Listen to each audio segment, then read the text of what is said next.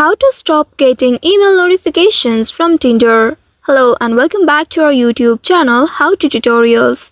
In today's video, I'm going to show you how you can stop getting email notifications from Tinder. To do so, first of all, open your Tinder application on your mobile device and make sure you are logged into your account. Once you are logged into your account, here tap on the profile icon at the bottom right of your screen. This will take you to a new page. In this page, tap on the settings icon at the top right corner of your screen. By doing so, you will be taken to the settings page. In this page, here you will need to scroll down until you find notification option. Once you locate this notification option under app settings, you will be able to see email option under it. Simply tap on this email and under it, here you'll be able to see the email. You'll be able to turn off email notification from new matches, new messages and promotions. If you'd like to stop getting notifications from any one of these topics, simply tap on the toggle button at the right side of them. But if you want to stop getting notifications from all of these, then simply tap on unsubscribe from all option right here, and this will help you to toggle all of the buttons here.